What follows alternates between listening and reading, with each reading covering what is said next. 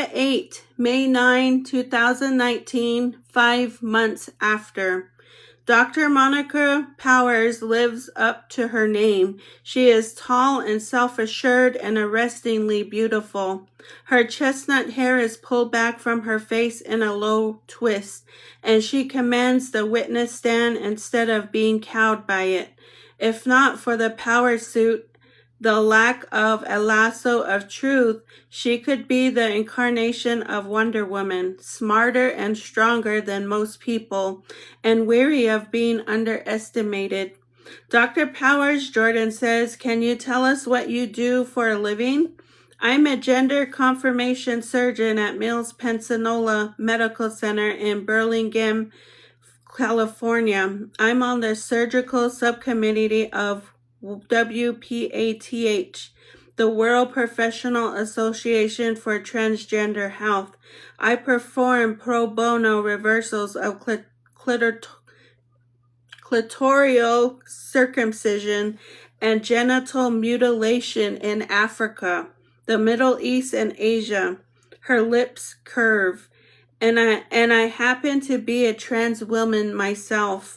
I know Jordan has flown her in here to be an expert, to educate the jury. I watched them study her with unabashed curiosity. Some look patiently surprised, as if the act of seeing a stunning woman and hearing her say she is transgender is already forcing them to reevaluate their opinions. What does it mean, Jordan asked, to be transgender? Trans people are people whose gender identity doesn't match the gender they thought to be when they were born. Dr. Powers says, normally in the delivery room, a doctor says it's a boy or it's a girl, depending on what reproductive organs the baby arrives with. Most babies who are called boys at birth actually grow up to be boys. Most babies who are called girls at birth actually grow up to be girls. But for some people, what's on the outside doesn't match what is on the inside.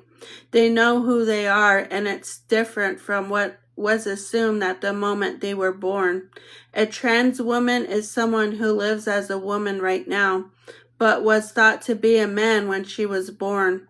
A trans man is someone who lives as a man right now, but was thought to be a woman when he was born. She smiles gently at the jury. To make this even more complicated, gender identity isn't always either column A or column B.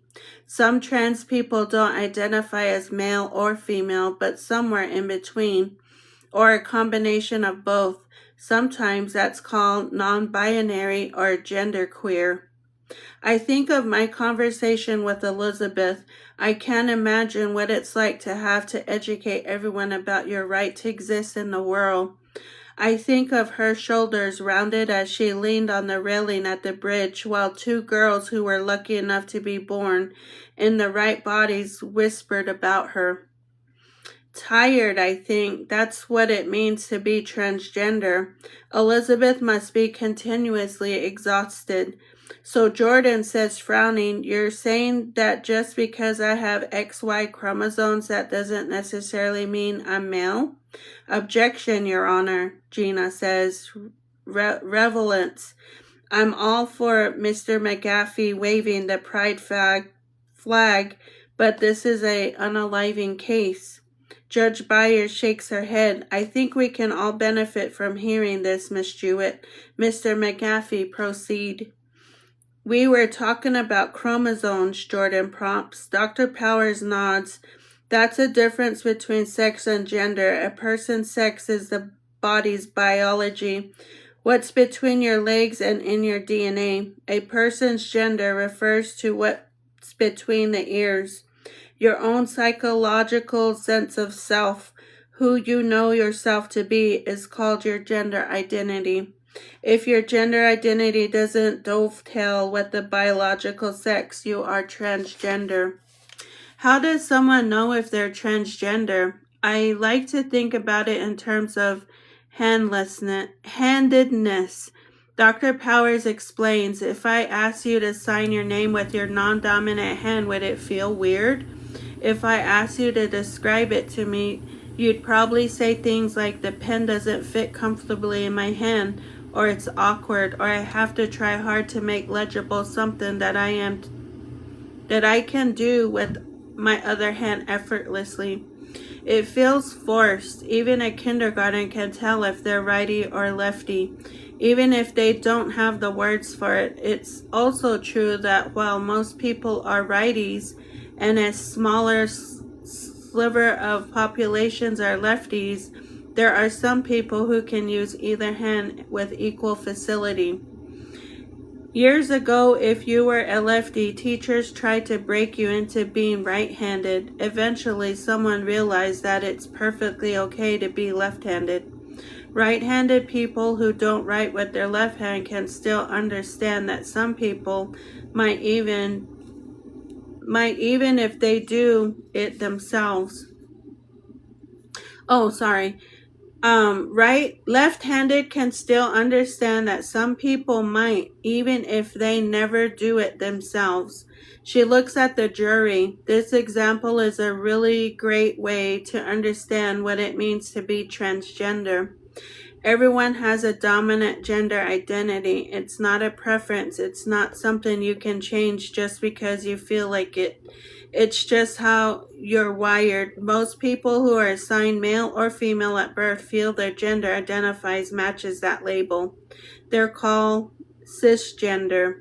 But transgender people know that being in the body they are in feels not quite right. Some know this when they're very young. Some spend years feeling uncomfortable without really knowing why. Some avoid talking about gender identity because they're ashamed or afraid.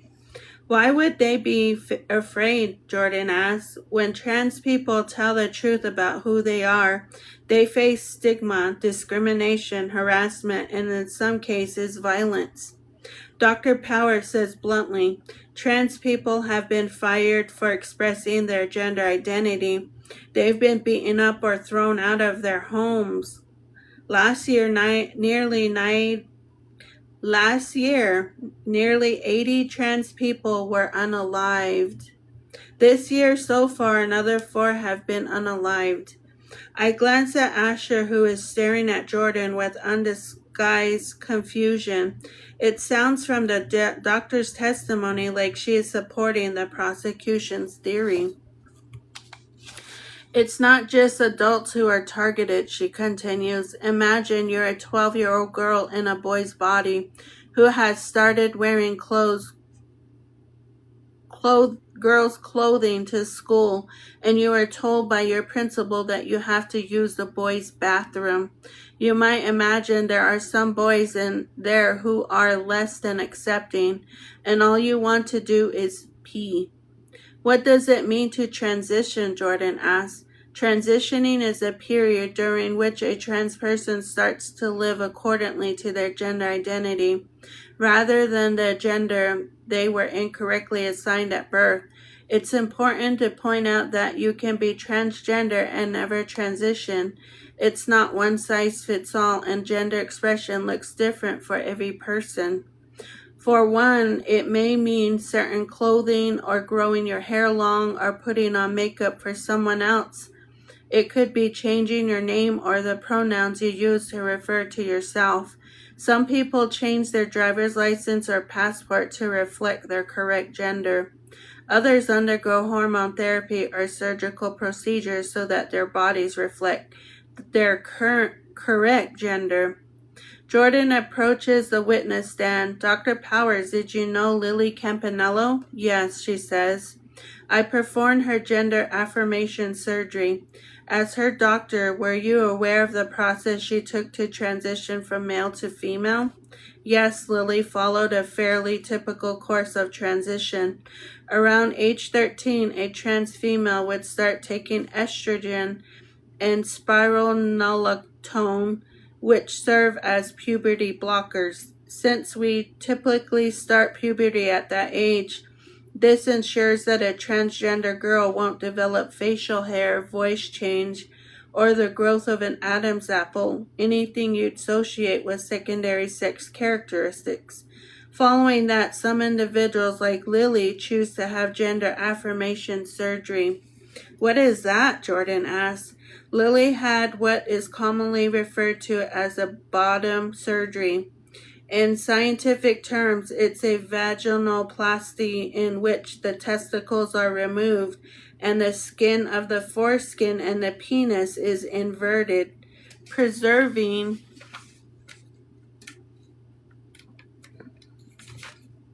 blood and nerves to form a fully functional and sensitive vagina.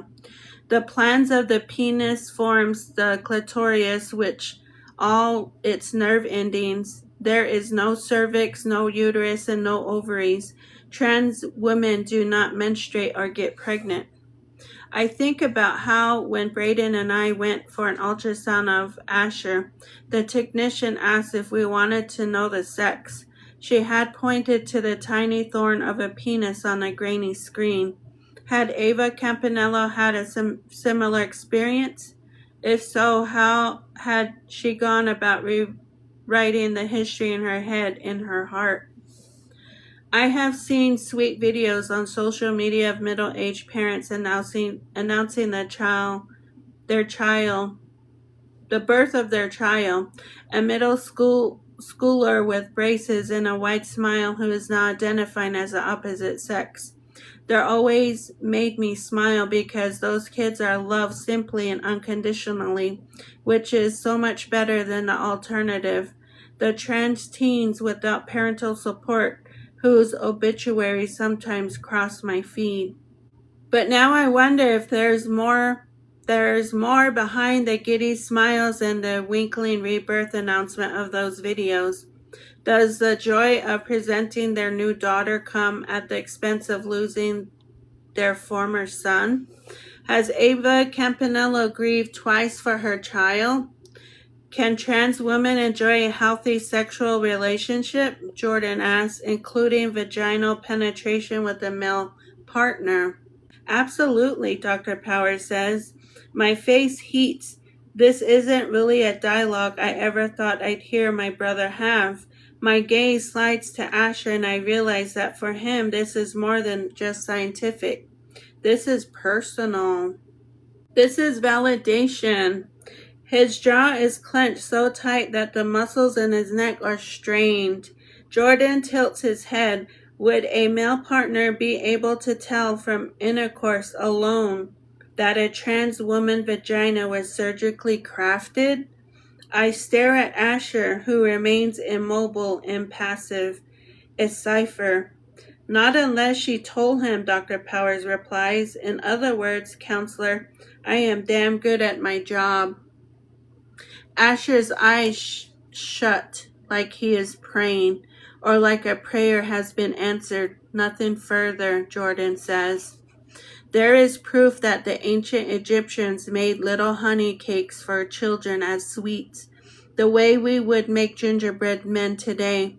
I have my own version, one that is a loaf, not a cookie, that has nutmeg and cloves and coffee in it.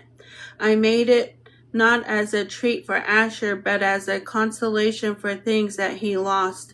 After getting creamed in the hockey championship game, when a friend moved away, when I spirited him away from his home and his father without advance notice. When Jordan takes his seat and the prosecutor rises, I distract myself by writing the ingredients in the moleskin notebook. Cinnamon, sugar, eggs, ginger, and walnuts. Ooh, that sounds good. All my favorite seasonings. Easier to do than to notice that Asher's head is bowed toward the table now, like a snowdrop on its stalk. 4 cups of honey are in this loaf. Dark honey from the second harvest. It's made late in the season after the nectar drought in July. When the bees turn to goldenrod and sunflowers instead, it's deeper and richer. It tastes like secrets. I should make Asher a honey loaf, I think, for loss of Lily. I wonder, or of this trial. The prosecutor stands close to the witness stand, her arms folded. Isn't middle school a little early to start hormone therapy? Gina asks. We don't believe so, Dr. Powers answers. The trick is to stop puberty in its tracks so we don't have to remove certain physical characteristics, but still have enough raw material, so to speak, to work with if the trans kid comes of age and wants to have surgery. Lily's surgery was at 17, though, the prosecutor says. She wasn't even of legal age. That's extremely young, isn't it? Honestly, no. It's what I'm now recommending. I look for a combination of physical and emotional maturity in the child. If the surgery is done pre-college, it also means they have the watchful eyes of their parents to support them through the process and to make sure the aftercare is kept up. Aftercare? Yes. Daily dilation of the vagina for 6 months to prevent stenosis post-surgery. You say a man would not be able to tell that his partner was a trans female after surgery, but there are scars, aren't there? Gina glances at Asher as she says this. We've gotten so good at this that the scars are practically undetectable, and post-op vaginas undergo metaplasia. The lining adopts the characteristics that a cisgender vagina has. Not even a pathologist would be able to tell the difference. Oh, but isn't a pathologist different from a lover in an intimate setting? Heat blooms across Asher's cheeks. The surgical scars are hidden in the vulva and the groin creases. A lot of times they're obscured by pubic hair. If you were looking closely enough, you might ask, what are those scars? But something tells me that a teenage boy having sex with his girlfriend isn't quite so scientific. Dr. Powers shrugs. A transgender girl could be standing naked in front of you and you wouldn't see a single visible scar. Not a single visible scar, Gina repeats, except for the ones caused by her boyfriend beating her up. Objection, Jordan roars. The prosecutor looks at him. Withdrawn, she says, and she smiles. Sometimes before Asher was born, when Braden and I had moved to Boston, we decided to spend the day off at the Museum of Fine Arts. We wandered through the mummies and the John Singer Sargents, but I was drawn to the collection of Monets. There was something about the way imperfectionist paintings make sense from a distance, but not up close, that I felt in my bones. It was lovely, perfect day. Braden was funny and charming and wandered by gallery to gallery with me, holding my hand. When we studied Rodin's physique, he whispered how much he liked my body better than hers. We sat in front of modern art and tried to decode it. When we stepped outside, however, it was pouring. We had to run to the tea station, and by the time we reached it, everything was dampened. Our clothing, our outing, our moods. How did you not look up the weather before we left? Braden yelled at me. You should have brought an umbrella. Can't you ever do anything without it turning into a clusterfuck? I bent like a willow in the strength of his storm. I knew better than to argue. Instead, I nodded when I thought it was appropriate. I apologized. I caught the eye of a woman farther down the platform who immediately turned away. Braden picked up at the soggy mess of his suede bomber jacket. This it rained thanks to you. When the train finally came, we climbed on. I sat down next to the woman who'd been watching me, and Braden took the seat across from us. He plucked at his drenched coat. I hope you're happy, he huffed. Beneath the folds of my own jacket, the woman beside me grasped my hand and squeezed. During a 15-minute courtroom break, Jordan sequesters us to the private conference room that has become our refuge. I have to argue with him to let go of let me go to the bathroom. Since my last trip there involved meeting Ava, he doesn't want to take any chances, but I tell him I'm a big girl and I can handle the odds. As it turns out, the ladies' room is empty, but there is a line for the water fountain outside it. I wait for the man who's drinking to finish, and when he straightens, I realize it's Mike Newcomb. Olivia, he says. Fancy meeting you here, I reply, forcing a gust of false cheer through my words. He wipes his mouth, still wet from the fountain, with the back of his hand, and then blushes at his own lack of manners. Sorry, he says, and I murmur something dismissive, and we do a little stilt de soto as he cedes his spot in front of the fountain to me. Mike slides his hands into his pocket. How are you doing? I say, which is not an answer. He angles his body so that it shelters me from the eyes of others passing by in the hallway. He smells like fresh laundry. Has anyone else bothered you at home? He asks. Any more vandalism? No, I say. Don't have any leads yet, Mike says, about the barn, right? You probably have a lot on your plate. He's dressed down today, a collared shirt, jeans. He doesn't look nearly as unapproachable as he did on the day he testified against Asher. Are you here for the prosecution? He looks confused for a moment and then smiles unspoiled across his face. It changes his features, and all of a sudden I can see the boy who'd fed me fried dough on a prom night so that I wouldn't stain my dress. Olivia, he says, I came here for you. He says goodbye, and I watch him walk down the hall. When I return to the private conference room, I realize I've completely forgotten to take a drink of water. Coach LaCroix's concession to dressing the part of a witness is wearing his Adams High hockey fleece vest. He gives Asher a sober nod as he settles into his seat, waiting for Jordan to begin his questioning. How do you know Asher feels, Coach? Jordan asks. Asher's been playing hockey for me since he was 9, first on Pee Wee leagues and now on the high school varsity level. Do you know Asher as a student as well?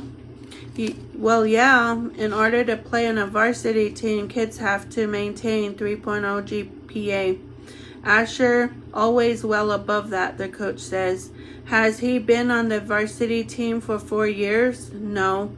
He was JV his freshman year, but he started on varsity as a sophomore, which is pretty incredible. Great talent. What kind of teammate is Asher? Jordan asks. Natural leader, Coach LaCroix promptly replies. He was voted captain when he was still a junior.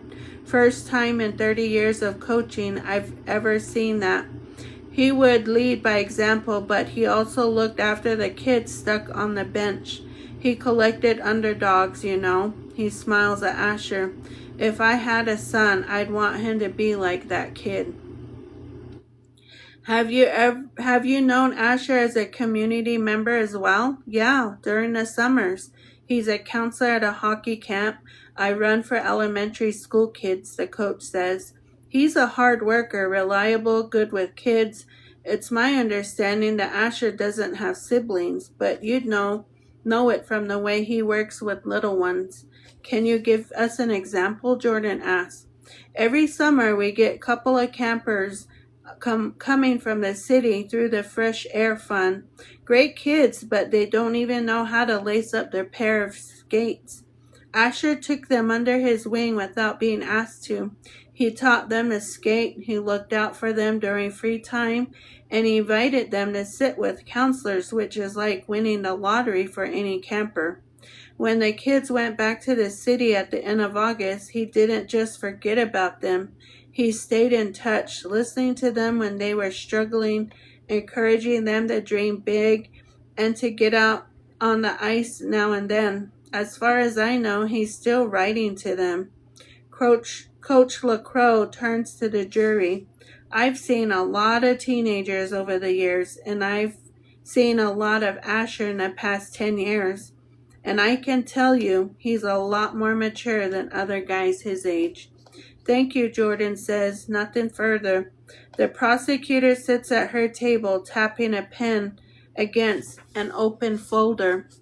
Isn't it true that Asher Fields was involved in a bunch of fights while playing hockey? Coach LaCroix shrugs. When you're the best on the team, you get targeted by the opposing team. So yeah, he was involved in some scuffles. Isn't fighting in hockey a penalty that hurts the team? Yes, but... So he let the team down because he can't control his temper, Gina asks. Objection. Jordan calls out. Relevance. The judge narrows her eyes. Overrule. The prosecutor stands and repeats her questions. Like I said, Coach LaCroix answers. He was usually targeted. He wasn't fighting. He was fighting back. The prosecutor turns on her heel as if the wind has changed direction. I assume you're familiar with the cheating scandal at Adams High last year, where a group of athletes masterminded a ring that included breaking into the math department offices, stealing an exam, having some A students create a key, and then dispersing the answers to others. Yes. I assume you are aware that it was the defendant's idea that set the entire cheating scandal in motion, and that he subsequently lied about this. I heard something in that effect. Jordan rises, his knuckles balanced on the table. Your Honor, I object to the coach testifying to what he heard. I'll rephrase, Gina says. Asher was suspended and prohibited from playing on your hockey team for a month. Wasn't the reason because he was implicated in this scandal? Yes, Coach LaCroix replies. But look, the Asher I know, he's a good kid. That stuff didn't line up with the boy I know.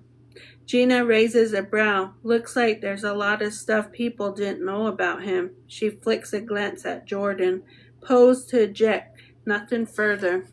Judge Byers calls for a lunch break, but I have lost my appetite. Dr. Powers did more to validate Lily's life than to clear Asher from being involved with her unaliving.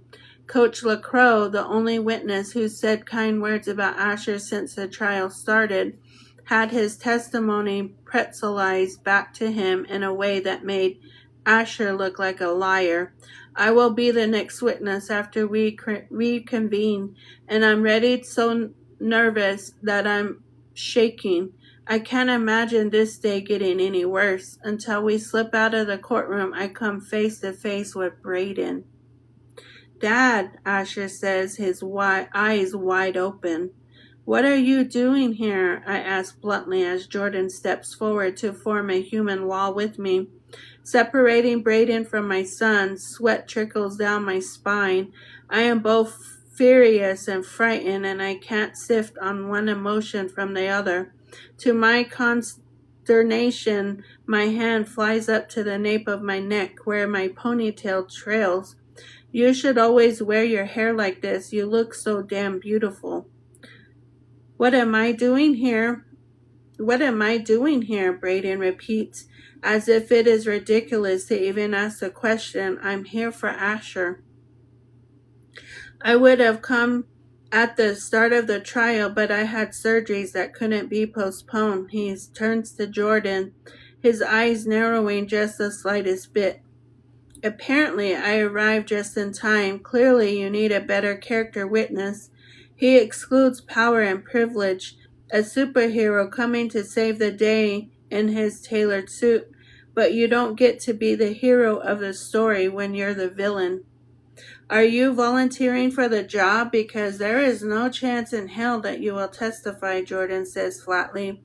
I can feel furry rolling off his skin, and I realize this is the first time my brother has seen Braden since I told him the truth about my marriage. He looks like he wants to punch Braden. I grab Braden's arm and drag him into the conference room with Jordan and Asher following. As soon as the door has closed, I turn on Brayden. Just because you paid Asher's bail doesn't mean you get to act like you have a relationship with him. I hiss. This isn't about the bail, Brayden argues, and I do have a relationship with Asher. I was seeing him once a month before he went to jail, but of course, I didn't know that when he stopped answering my texts. The buzzing in my ears is so loud that for a second I think I'm going to pass out. Oh, Brayden says quietly, glancing at Asher and then back to me. You didn't know. The prosecutor's voice echoes through me. You are aware that it was the defendant's idea and that he subsequently lied. You do not belong in here, Jordan says to Brayden. I'm going to have to ask you to leave. A familiar expression settles over Brayden's face. One I remember from when he was angry and about to lash out, but then realized we were in public. His features smoothen, and he turns to Asher, folding him into an embrace. I'll be in the courtroom, he says. When Brayden leaves, I sink down at the table and bury my face in my hands. Uncle Jordan, I hear Asher says, can I have a minute alone with my mom? I hear the door click shut behind my brother, and when I look up, Asher is sitting beside me. I didn't know how to tell you that I was seeing him, he says. Remember when Uncle Jordan found texts on my phone to Ben Flodders? That wasn't a guy on the hockey team, that's Dad.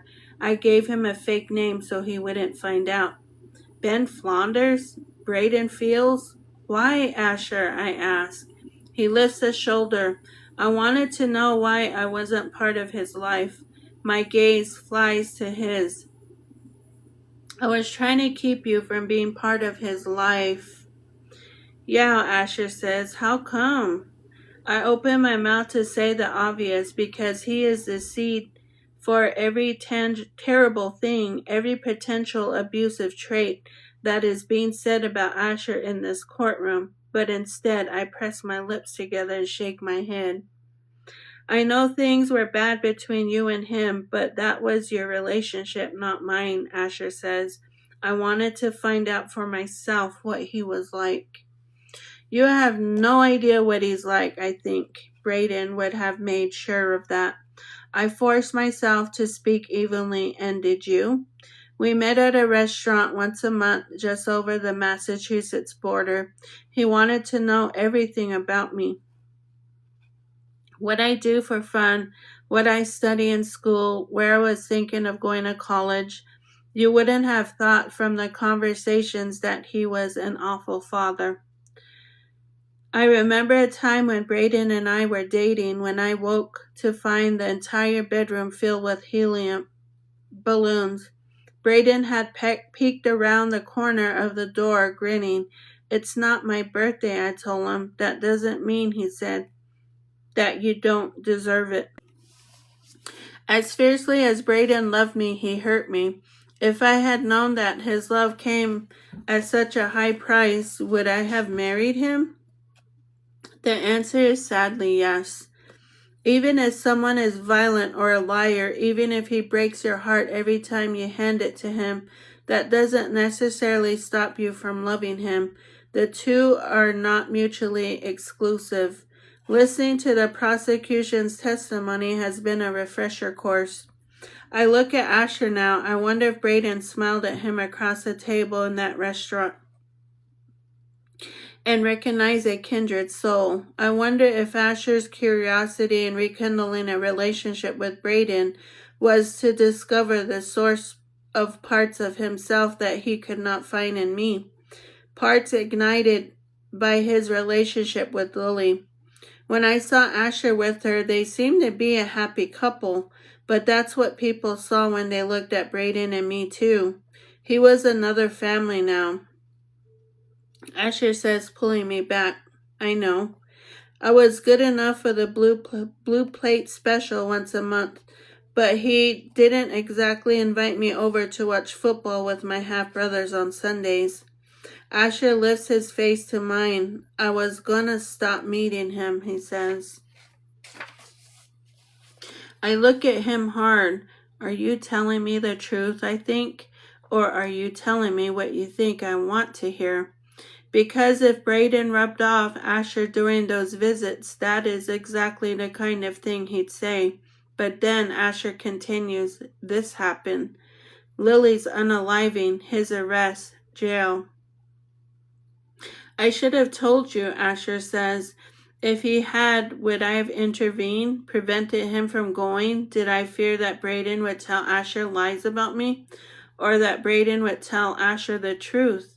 Asher and I do not talk about the fact that I was physically abused by his father. Do you remember a lot about him? I asked carefully before we left. I hold my breath, waiting for his answer. I don't know if he can recall what it's like that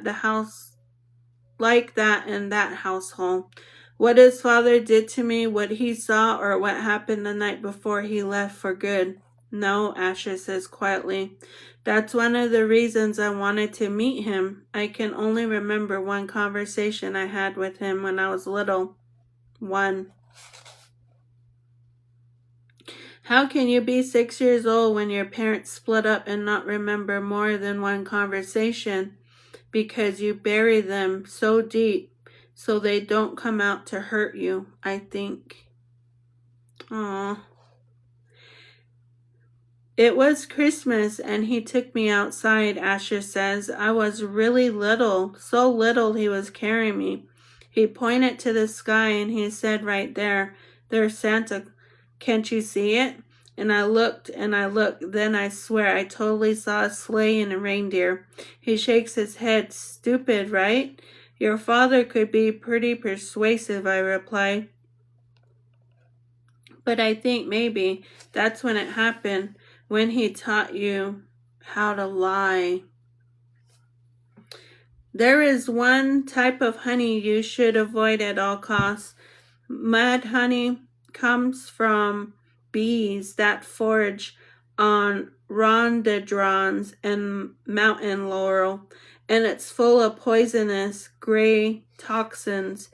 It causes dizziness, nausea, vomiting, convulsions, cardiac disorders, and more. Symptoms last for 24 hours, and although rarely, if left untreated, can be fatal. It has been used in biological warfare as far back as 399 BC to make Xenophon and the Greek army retreat from Persia during the Third Mithridatic War in 65 BC. Citizens of Pontus placed mad honey on the route taken by Pompey's soldiers. And when the enemy helped themselves to the treat, they were easily conquered. The secret weapon of mad honey, of course, is that you expect it to be sweet, not deadly.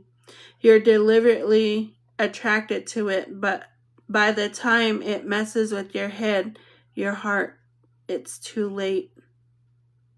By the time it messes with your head, with your heart, it's too late. A woman's heart beats a little faster than a man's. Braden told me the first night we went out to dinner. Mine is hammering like the wings of a hummingbird. As I place my hand over the Bible and I swear to tell the truth, I look into the gallery. Mike Newcomb is sitting on the aisle, his eyes fixed on me. He offers me an encouraging smile. Braden stands along the back wall of the courtroom, his arms folded across his chest. I would never be called to testify against Braden if we were still married. There is spousal immunity in the American legal system. But here I am, being called to testify against Asher. No, for Asher. Well, it will not be the first time I've lied to protest someone I love. The night of 1999 Mass General Cardiothoracic Department Christmas party was foul. A cold, sleety rain was falling, as if the weather couldn't make up its mind to make into snow. Braden had picked out my dress. form-fitting to show my figure but below the knee so it wasn't tacky, and I'd pick my way through puddles in my heels. It was important to him that I look the part of the surgeon's wife, therefore it was important to me. Braden and I were standing in a pocket of conversation about Y2K and whether in a week's time every computer system in the hospital would crash. Braden had too much to drink and he interrupted the attending who was talking about Y2K bug and how to protect patient records. I suppose you have a doomsday bunker too, Braden sneered. He didn't see the look the doctor gave him, but I did. To keep him from doing or saying something else he'd later regret, I reached for his arm to pull away. Instead, my gesture made him spill his wine all over the front of his shirt. He laughed, making fun of my clumsiness, and dabbed himself dry with his napkin. An hour later, just before I was about to get into the car, Braden grabbed my wrist. "Don't you ever fucking embarrass me again," he said. And he shoved me so hard that I fell to my knees. He got into the car, locked the doors, and peeled away, leaving me behind. This was, of course, before Uber. I didn't have any cash. I hadn't even carried a purse since I was traveling with Braden. I started walking home in the sleet in my heels and my too thin coat. I settled on my shoulders and my hair. I couldn't feel my feet. I didn't realize that a police car had stopped beside me until the officer called out, "You all right, ma'am?" For just a heartbeat, I thought about telling the truth, but doing so would ruin Braden's life, and I loved him so much to destroy him. Instead, I started babbling lies.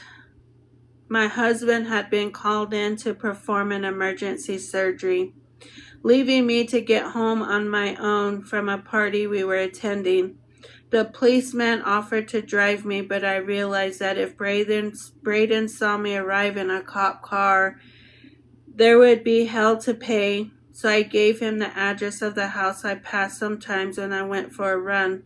A small pink colonial with a sunroom and a little ivy-covered screen porch that led to the front door. Once I had seen the couple that lived there, the woman was kissing the man on the screen door before she left for work. As the police car pulled up, I prayed that the owners of the house were already asleep. I waved to the officer just before I cracked the screen door and stepped into the stranger's enclosed porch. Aware of the police car with its headlights on, I fumbled for a light switch and was shaking hands pretending to insert a key into the front door. I waved and turned off the light in the porch as if I'd unlocked the front door and was all set. After the car pulled away, I slipped out the screen door. In the shadows and the sleet, I walked the rest of the way. When I was a little girl, Jordan used to take me to the bus stop. My kindergarten bus came before his middle school one, and as it lumbered up the hill, groaned to a halt, and flipped out its little stop paddle, he'd hoist my backpack onto my shoulders, pull my pigtails, and say, "Don't do anything I wouldn't do." It became more than a routine. It bordered on superstition. If Jordan was sick and we couldn't have this exchange, inevitably something bad happened at school. I would be picked last in gym class. My favorite teacher would be absent. The cafeteria would run out of chocolate milk. Now Jordan approaches me to begin the testimony we have practiced 100 times in my kitchen. But he angles his body in a way that allows me to see his face without revealing it to the jury or the judge. "Don't do anything I wouldn't do," he mouths silently. "Please state your name for the record," Jordan says. "Olivia McGaffey. How are you connected to Asher?" I look at my son's face, a ghost of my own. The expression in his eyes is the one he used to have when he was a toddler, and I picked him up after a fall. Total faith I could make things right. I'm his mother, I say. Tell us a little about Asher in elementary school, Jordan begins. He was obsessed with hockey from the time he started playing at 7, I reply. We have a pond on our property and he'd skate there when it froze over in the winter. He joined a Pee-wee league and on weekends I'd drive him all around the state for games. When did he start volunteering with younger kids? When he was 15? As the person who knows him best, Jordan asked, can you tell us about some of the qualities Asher has that make him want to help people? My gaze is drawn to Braden. When we were out in social situations and someone asked him why he became a surgeon, he always said he wanted to help people. He would talk about his grandfather unaliving in front of him of a heart attack and how he couldn't turn back time but decided to do the next best thing by making sure someone else's grandfather didn't unalive. I was married for a year before I learned that he had never met his grandfather, who'd been a traveling sales rep, who had a secret second family he went to live with before Braden was born. When I asked Braden why, he didn't just tell the truth, he shrugged. No one wants to admit they become a cardiac surgeon for the money. I'm only telling people what they want to hear. I think about Asher meeting Braden for breakfast once a month in secret. I remember Asher looking Mike in the eye and stating he wasn't in Lily's bedroom. I think about the cheating scandal Asher swore he hadn't set in motion. Jordan steps closer to me. Mrs. McGaffey, he prompts. Sorry, I look at him. Asher's compassionate, empathetic. He's always looking out for someone weaker than he is. So was Braden, I think, and I qualified. The first time Braden and I slept together, he kissed my temple when he thought I was asleep. I think I love you, he whispered. Back then, I melted at the thought of him confessing something so monumental only when he thought I couldn't hear it. Now I wonder if he knew all along that I was awake. If even then he was that manipulative. I clear my throat. I wasn't surprised to learn that Asher stayed in touch with the campers even after summer ended. And I wasn't surprised to hear that he rescued Lily from a boy who was pushing her to go out with him. That's just who he is, I say. You're a single parent, aren't you? Jordan asks. Yes, for 12 years. What has Asher had to do to adapt? Well, for a really long time, it's just been the two of us. Asher had to grow up fast. I make a living as a beekeeper. And once he was big enough and old enough, he had to help me with the bees sometimes when the other kids were having fun. He had to fend for himself on the days when I was selling honey at farmers markets. We've learned together how to be carpenters, electricians, plumbers, handymen, because things break on the farm and we don't have a lot of money. I rely on my son. My gaze softens as I turn to Asher. His first instinct has always been to take care of me. Just like that, 12 years have spooled backward. Braden grabs me by my ponytail. I feel hair ripping at the roots as I cower. I wait for the blow. But there he is, my tiny savior, Asher. His body makes a wedge between us. His small hands beat against Braden, an act of defense, and also an act of violence. Did you witness the relationship between your son and Lily developing from September through November? Yes. How did Asher behave with Lily? He loved her, I said flatly. He took care of her. He protected her. If you had asked a witness to describe my marriage from the outside looking in, they would have said the same about Braden.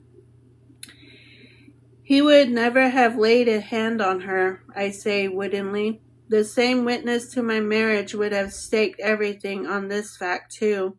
Thank you, Miss McGaffey, Jordan says, because when we have practiced my testimony, this is where it ends, except I'm not finished. And this is how I know, because Asher's been protecting me since he was 6. Jordan freezes. I can see the worrying expression on his face. He doesn't want to cut off his own witness, but he also wants to keep me from revealing something personal that I might later regret. My mother, my brother, my therapist are the only people I've ever told about the abuse. But I am so tired of hiding, and I'm terrified that maybe Lily too. That Lily was too. It's okay, Jordan, I say softly. I want to do this. I turn to the jury. When Asher was 6 years old, he stepped in front of me before his father could hit me. His father had been beating me for years, and it wasn't until the day I realized Asher could wind up hurt too that I got enough courage to leave. A hushed shock falls over the gallery. The jurors look as if they're been carved of stone. I have known abusive men, I say. I have loved abusive men. I have lived with abuse. Beneath my thigh, I cross my fingers. I know an abuser when I see one, and I can tell you without a doubt. I lie. The Asher is not abusive. The storm that darkens Braden's face is one I remember well. You're going to pay for this. It whisked me back to being a victim, to knowing that when I least expect it, I will suffer for my actions. I burst into tears. I start crying so hard I cannot catch my breath. Jordan pushes a box of Kleenex into my hands and puts his hand on my shoulders. The warm weight of it is the only thing holding me together. Let's take 10 minutes, Judge Breyer says, and I wipe my eyes. When I look up, Braden is gone. During the break, after Asher walks into the conference room, Jordan holds me back at the threshold. You didn't have to do that, he says. I was trying to save my son, I answer. Isn't that what you wanted? He grimaces, not as if it's meant sacrificing yourself. He hands me my moleskin notebook, which he's been keeping for me while I'm on the witness stand. I'll give you 2 a minute, he says, and he leaves me to face Asher alone. I close the door behind me. Asher is sitting at the table, but he looks up when I enter. I knew, he says quietly. I figured. I sit down beside him. This makes me even more of a dick for wanting to meet with him, doesn't it? Well, I say carefully, given how difficult it was for me to get you away from your father, it's kind of hard for me to wrap my head around it. Asher bites his lip. I hate that he did that to you. I hate that I let him. Did you talk to him about it?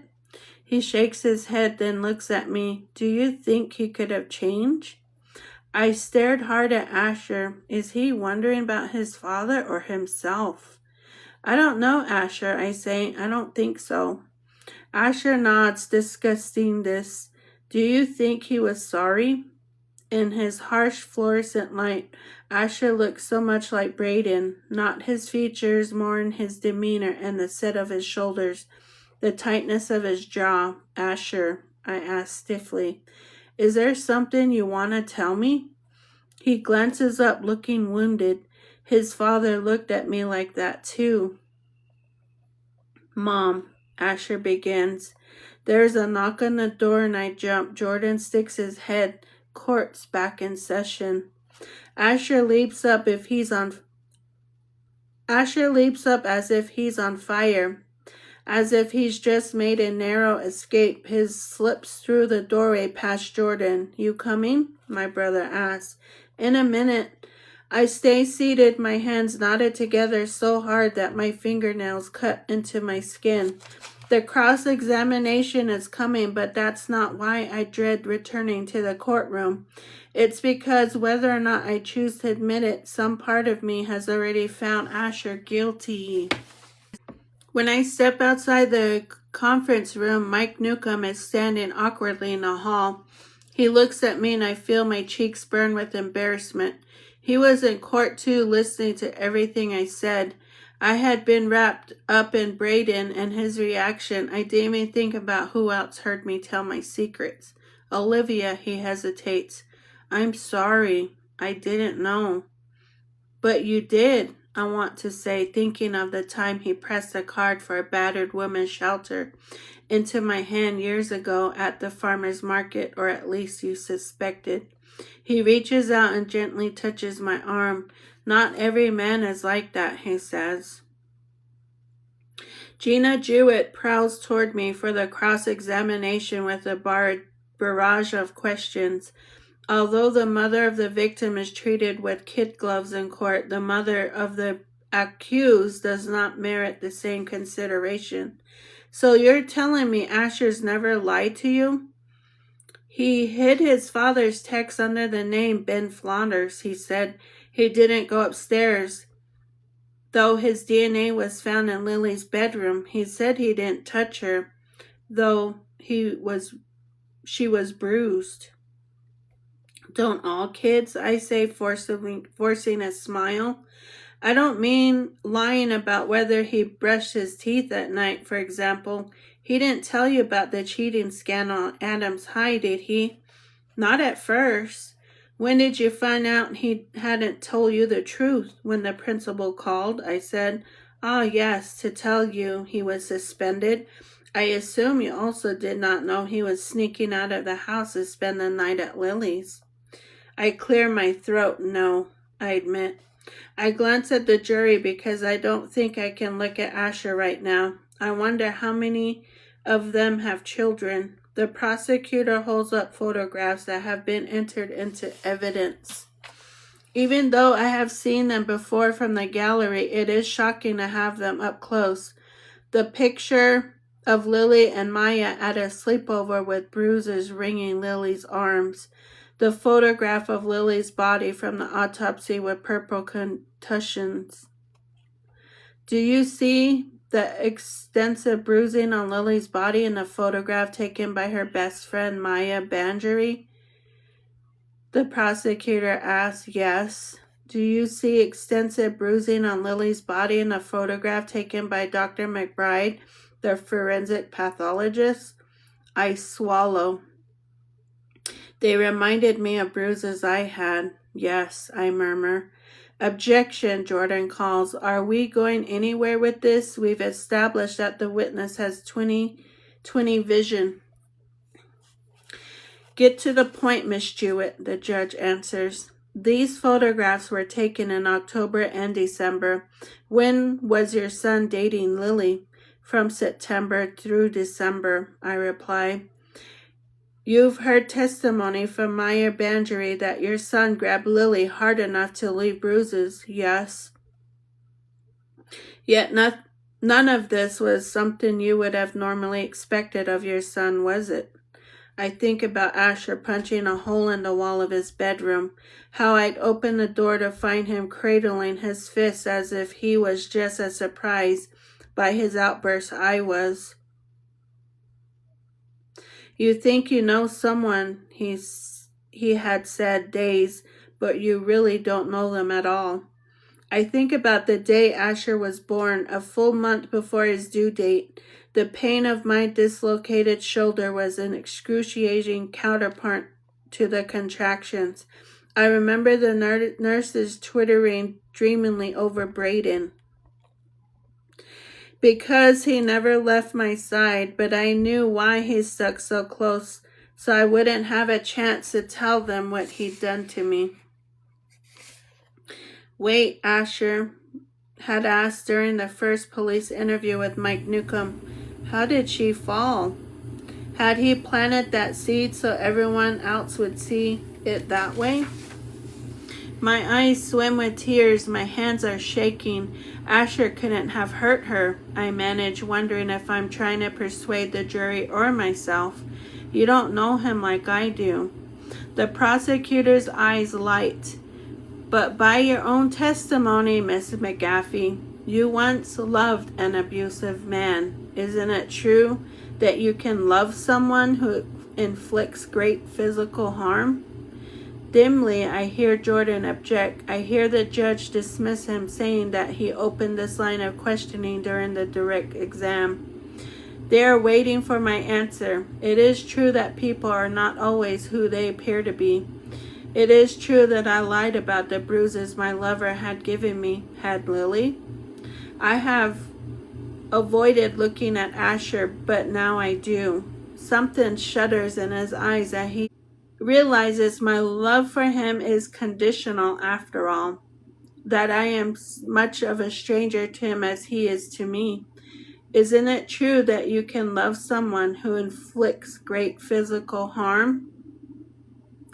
There are fault lines in my heart. I stare at Asher unblinking. I finally answer the prosecutor. Yes, I say. It is. Here is what Asher does not remember and what I will never tell him on the day that he came between Braden and me when Asher clung to his leg like a barnacle. Braden plucked him off and hurled him across the room. There he struck the wall and crumpled. For a terrifying moment, Asher didn't move.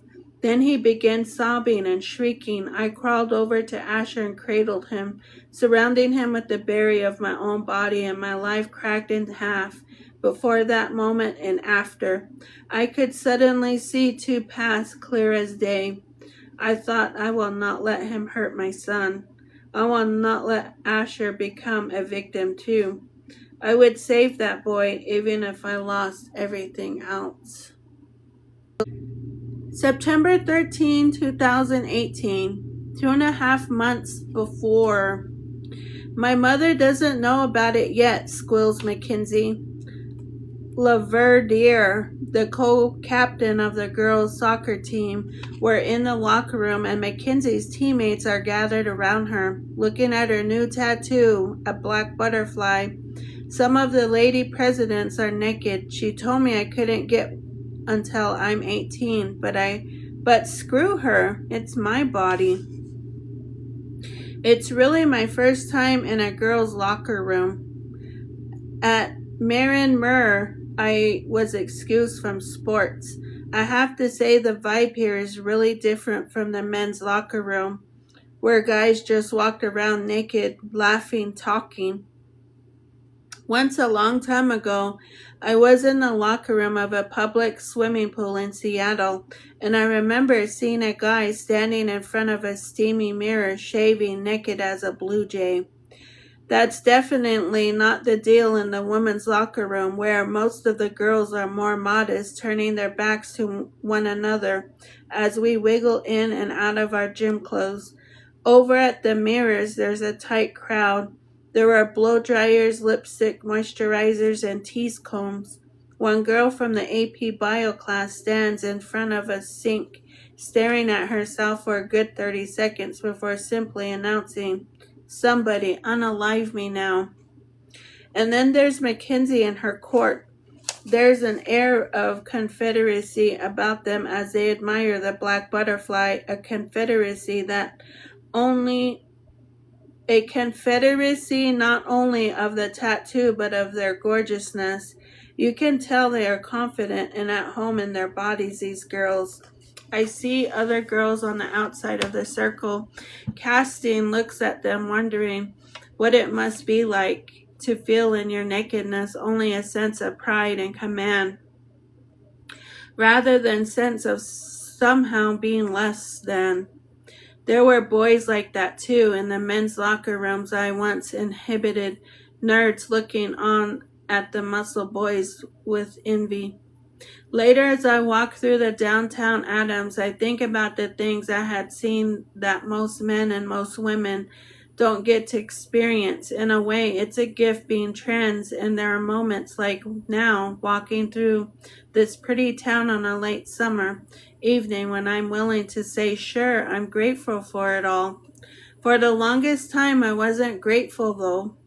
I remember what it was like to look in a mirror and think somebody unalive me now.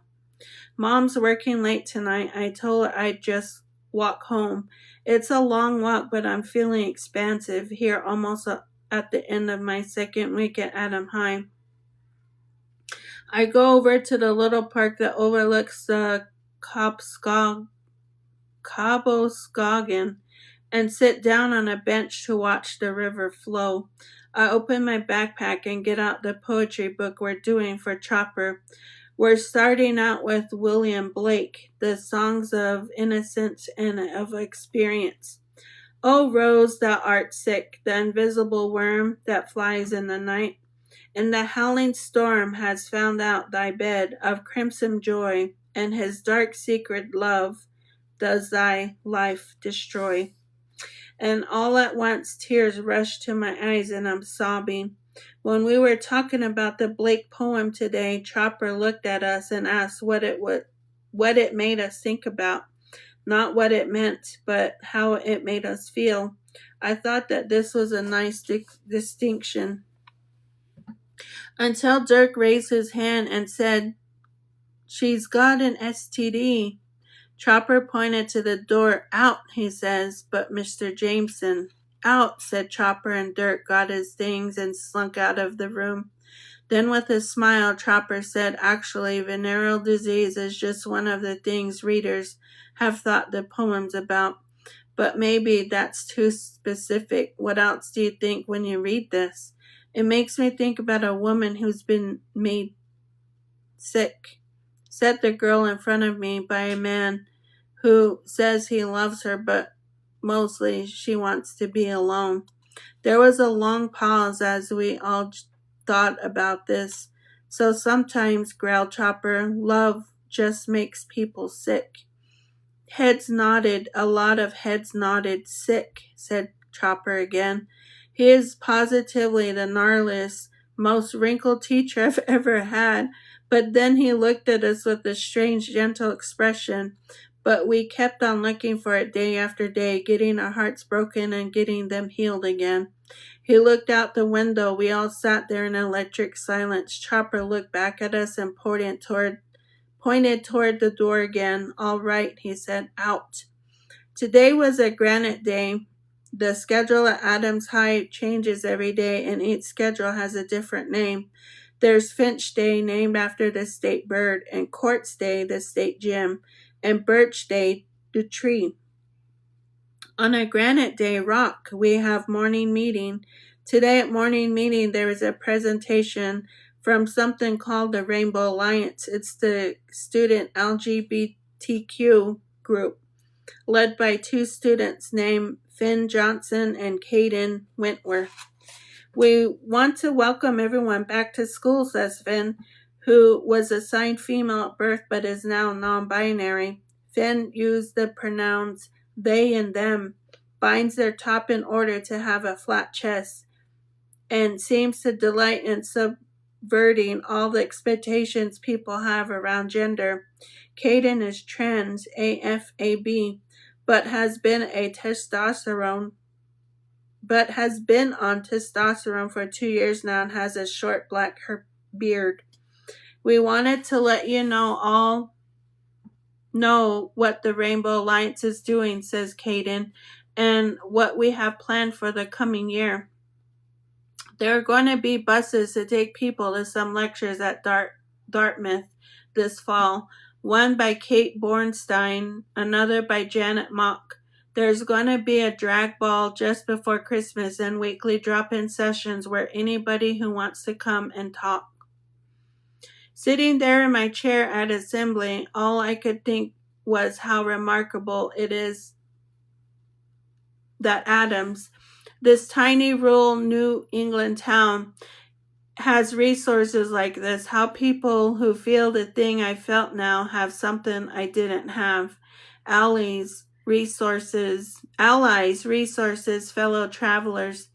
It used to be that trans stuff was something you had to figure out on your own, like joining a secret underground. Now there are people to talk to. It seems like since 2005, the time I first said to myself, I'm a girl, the whole world has changed. But the strangest thing of all is that I do not have any interest in joining the Rainbow Alliance. I don't even want to know who I am. I don't even want them to know who I am. What on earth is this about, I wonder? Why, after suffering for so long in such isolation, would I want to talk to people who are just like me? But that's the question. Are they like me? Well, of course they are. It makes me ashamed to think this. Make me feel like even now deep-rooted transphobia and self-hatred must be turning me away from people. God knows I could help. I could tell them about what I've been through. I could tell them how it almost unalived me. I could tell them about Sorrel and Jonah and my father. I could tell them what it's like to go from a place from everything you feel wrong to a place where you feel at peace. But in order to do any of that, I'd have to come out. And even though I'm proud of who I am or of having fought against all these odds to become the person I always dreamed of being, it means everyone would know I'm trans. When all I really want to be, all I ever been, is a girl. Is it so wrong to want to fit in and to be left alone? Do I really have to spend the rest of my life as a emblematic trans girl? But again, that's the question. Is being trans the truth of who I am, or is it just the truth of who I was? Am I even still trans at this point after everything I've been through? What is it that makes me so different from other girls my age? Is everything that happened to me before the age of 17 really going to be the most important thing about me for the next 70? Or is it all of this just a long-winded way of running from the facts that I'm never going to be like everybody else, that whatever scars being trans has left upon me, they're pretty much there for the rest of my life, like it or not? But there are times I don't want to be an outliner. There are times when all I want is just to sit on a bench by a river and read a poem and watch the sun slowly sinking behind the mill, like now. When dusk falls, I put my book in my backpack and head toward home.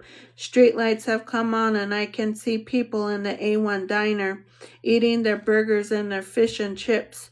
It surprises me how early it starts to get dark here, but then as I'm reminding myself we're not in California anymore. I walk down Main Street past the Catholic church and a music store called Edgar's. As I draw near the public park, President Square, I see a dad in a polo shirt shouting at a little boy who is sitting on a park bench sobbing. I don't want to, says the boy. I don't care what you want, says the father. Life is not about getting what you want. I stepped on the sidewalk to stare at this exchange, and now the man looks at me and says, "What are you goddamn looking at?" And I quickly walk on, but the sound of the boy sobbing is like a knife in my heart. I remember what it was like to be that boy, and I remember what my father did to me on our last night together.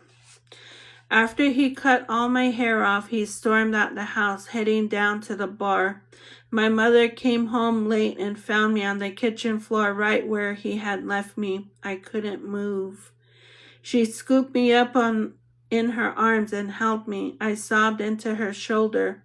"I'm so sorry," I kept saying over and over. That was when Ranger Mom kicked into gear. "You don't have a thing to be sorry about," she says. "You're my child, Liam, and I love you." "But Daddy said," I paused. I couldn't even bring myself to say it, but Daddy said. "You don't have to worry about him ever again," she replied. She meant what she said. 2 hours later, The two of us plus Boris were driving south on Route 5 past Tacoma, past Olympia, past Grand Mound. We stayed that night at something called the Mount St. Helens Motel in Castle Rock. Mom tried pointing out the cone of the burned out volcano, but it was too dark. In the morning, though, I saw it and summit covered in snow. It looks so peaceful, I said to Mom. It does, said Mom, but things aren't always what they seem they are. No, I told her they're not. We drove all day past Portland and Eugene and Medford. Mom talked about the National Forest in Oregon, Willamette and Umpqua to the east, Suslaw and the Rogue River, Siskiyou off to the west. I don't remember Mom saying that we'd never return to Seattle, that she wouldn't be going back to my father, that she'd never again guide people through the Olympic National Park, showing them the rainforest or Hurricane Ridge. What I do remember is a field of flowers near Mount Shasta. We crossed over into California in the late afternoon and stopped for a break at a restaurant not far from the highway. While Mom was in the bathroom, I got Boris out the car and let him have a pee. There before us was a beautiful field of long grass with a small stream trickling through it. Lily Hollow Overlook, said a sign. Mom came out and found me lost in thought. Do lilies bloom here in the summer? I asked her.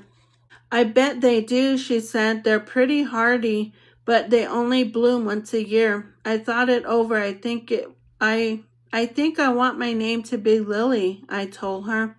Mom got down on her knees and put arms around me. I still remember that hug. That's a pretty name. I'm going to be a girl from now on, I clarified. Lily, said Mom, you've always been a girl. It took a while before Point Reyes really started to feel like home.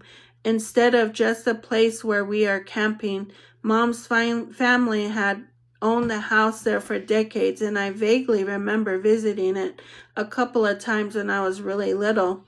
But now it wasn't a summer home, a place to stay a couple weeks a year. Now it was where we lived. I didn't go back to school that spring, but Mom homeschooled me and I didn't fall behind. It took until summer to get things straightened out with the Park Service, but by July, Mom had been officially transferred to the National Seashore. I stayed home practicing cello, exploring this new world with Boris. Mom came home in the evening with fresh fish and vegetables she bought at the farmer's market. In June and July, she brought me bouquets of lilies too. Pitkin marsh lilies and Humboldts. The summer was when I had my first consult with a gender counselor and an endocrinologist. They started me on puberty blockers, a drug called Lupron. I turned 12. I bought new clothes. Mom started introducing me as her daughter. In the fall, I started 7th grade at Martin Muir, a private elementary school that goes all the way through 8th grade.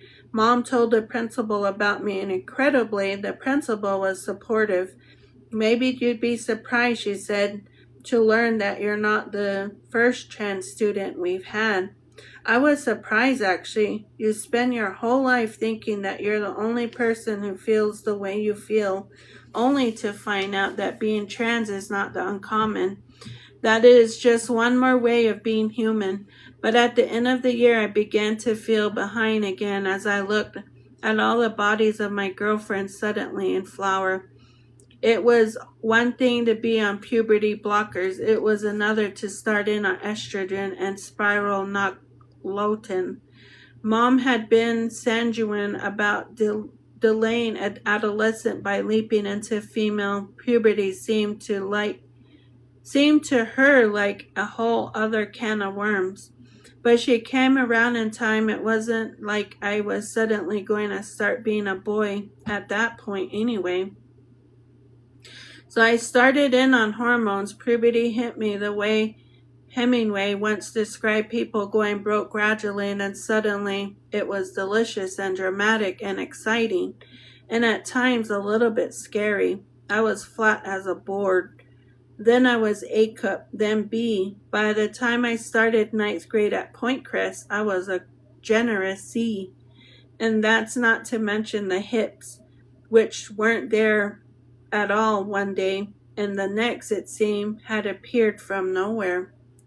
It was a miracle, and sometimes just catching a glimpse of myself from the waist could stop me in my tracks and make me wonder whether I'd fallen into a dream.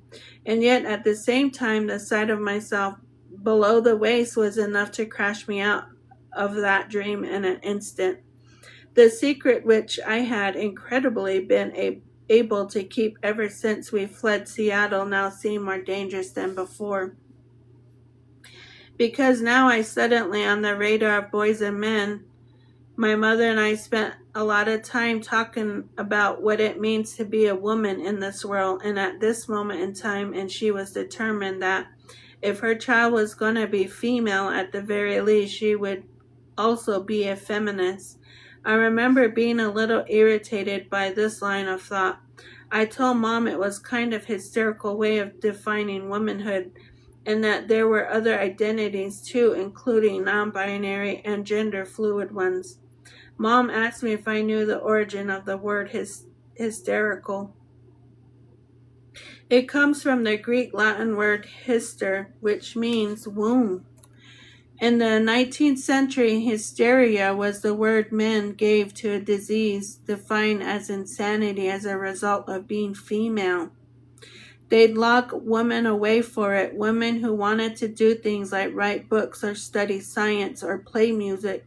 The prescribed treatment was rest, by which they meant having no mental life whatsoever. There's a whole novella about it, in fact, called The Yellow Wallpaper, by Charlotte Perkins Gilman.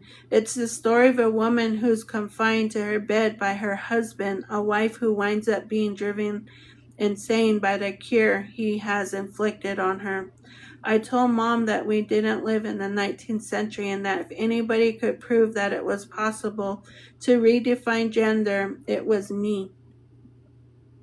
Mom just said, "You have to be careful." Sometimes I wonder when she told me that, she was thinking about what might happen to me in the future, or what had already happened to her in the past. What had it been like being married to Dad, a man who seemed nice enough on the surface, but who turned out to have a heart of stone? Sometimes I wonder if something bad happened to Mom, maybe when she was young, that made her want to spend her life in the wild, among brown bears and lynx, instead of in civilization in the teeming world of men.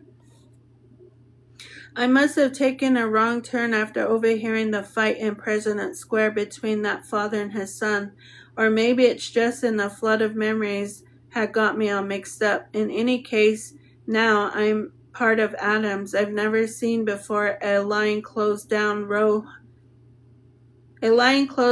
houses, maybe the house of mill workers from 100 years ago. Most are boarded up, but there's a light in one of them, and one old man sitting on a porch drinking beer. I can see the rivers down at the bottom of the street, so I know that I'm going the wrong direction. I turn around and start back the way I came. From behind me, the man shouts something in a deep, raspy voice. It takes me a minute to realize he's speaking in French, although it doesn't sound like any French I've ever heard, and I remember some story about the original workers on the log drives all being French Canadian. I look at my watch and I see it's going on 7 o'clock. Mom's going to be wondering where I am. It's not long after that I hear footsteps behind me. They're soft at first, but I hear them. I stop and look, and there is a man in shadow about half a block behind me. My heart starts to beat faster. I walk more swiftly now, hoping that the street is going to return to me in the center of town, but the houses are boarded up here too. Even as they slowly continue up the hill away from the river, I come to an intersection and look up and down this other street. It's old warehouses in one direction, a vacant lot in the other. The footsteps are coming faster now. I turn around and see the silhouette growing near. All at once, I know for sure I'm in trouble. I reach into my purse, pull up my phone, and hit my mother's number and speed dial. All the while, walking faster and faster up the street. The man behind me is getting closer. The phone freezes for a second, and then I get the message, no signal. My pursuer starts to whistle a song without no particular tune. And it's this, more than anything else, that sends me into a full-blown panic. Ahead of me now I see a bar. There's a neon sign buzzing in the twilight with the name La Ches. I think about rushing into the bar and asking for help, but there's no way of knowing whether this is a place of safety. Now there's a car with its high beams on coming toward me, and I put my hand over my eyes as it approaches and passes. It gets about 10 feet down the road before I hear it screech to a halt, and it shifts into reverse and backs up alongside me. "Excuse me, miss," says a man's voice. "Are you okay?"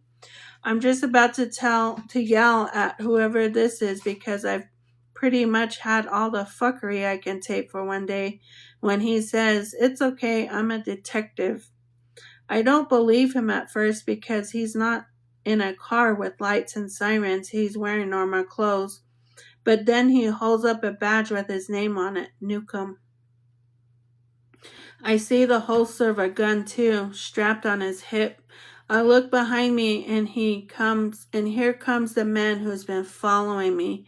A greasy looking dude with ornate tattoos on each arm, neck to wrist. He looks at me in the eye with an expression of what can only be described as pure hatred. "Didn't you get lucky?" he whispers to me, and then ducks into La Ches. As the door opens and closes, it briefly displays a room lit by a light bulb hanging from a wire suspended above a pool table. The detective is out of his car now. "What's going on?" "I'm lost," I say to him, choking on the words. "I don't know how I got here." Detective Newcomb nods. "How about if I give you a ride home?" I wipe my eyes. "Thank you," I say. Moments later, we're back on Main Street. It was just a street over this whole time, but because of a bend in the river, I've been walking parallel to it instead of toward it. "You might want to stay off Temple Street after dark," says a detective, "and stay away from La Ches, all right." He pronounces La Ches. "Nothing good happens in there, especially to young women." I got mixed up, I tell him, walking home. "Easy enough if you don't know your way around." He asks me my address and I tell him. We drive toward home in a silence for a little bit, except for the crackling of static on his police radio. I look out the window at Adams, all the closed-up buildings, the darker river off behind them. The detective asks me something I do not hear. "What?" I say. "I asked you for your name, miss." He grins. "What do people call you?" I hear a bell chiming from the steeple of the church in town. As I listen to it peal, I think about how easy it is to get lost and how grateful I am being found. "I'm Lily," I tell him. "I'm new." That's the end of that chapter.